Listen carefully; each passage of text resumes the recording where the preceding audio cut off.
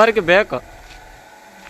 ಅಪ್ಪ ಅಮ್ಮ ನಡುವೆ ಕೂಸು ಬಡವಾಯಿತು ಎಂಬ ಗಾದಿ ಮಾತಿನಂತೆ ಪಿಡಿಒ ಹಾಗೂ ಸದಸ್ಯರ ನಡುವೆ ಗ್ರಾಮದ ಅಭಿವೃದ್ಧಿ ಕುಂಠಿತ.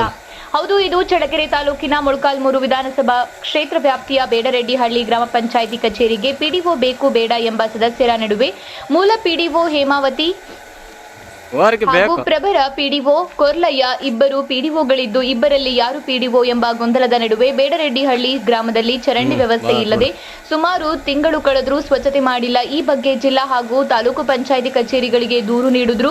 ಗ್ರಾಮದಲ್ಲಿನ ಸ್ವಚ್ಛತೆ ಮಾಡಿಸಲು ಮೂಲ ಪಿಡಿಒ ಕೇಳಿದರೆ ನನಗೆ ಪ್ರಭಾರ ಪಿಡಿಒ ಕರ್ತವ್ಯ ಮಾಡಲು ಚಾರ್ಜ್ ನೀಡಿಲ್ಲ, ಪ್ರಭರ ಪಿಡಿಒ ಸಹ ಕರ್ತವ್ಯಕ್ಕೆ ಬರುತ್ತಿಲ್ಲ, ಯಾರಿಗೆ ಹೇಳಲಿ ನಮ್ಮ ಪ್ರಾಬ್ಲಮ್ಮು ಎಂಬಂತಾಗಿದೆ.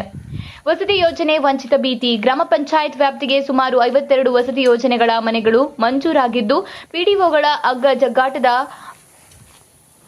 ಕುಸ್ತಿಯಲ್ಲಿ ಫಲಾನುಭವಿಗಳ ಆಯ್ಕೆ ನಡೆದಿಲ್ಲ. ಫಲಾನುಭವಿಗಳ ಆಯ್ಕೆ ಇನ್ನು 15 ದಿನಗಳು ಬಾಕಿ ಇದ್ದು ಇಬ್ಬರು ಪಿಡಿಒಗಳು ಒಬ್ಬರ ಕಡೆ ಇನ್ನೊಬ್ಬರು ಬೆರಳು ತೋರಿಸುತ್ತಿದ್ದು ಪದೇ ಪದೇ ಪಿಡಿಒಗಳ ಬದಲಾವಣೆಯಿಂದ ಗ್ರಾಮದ ಅಭಿವೃದ್ಧಿ ಕುಂಠಿತವಾಗಿದೆ.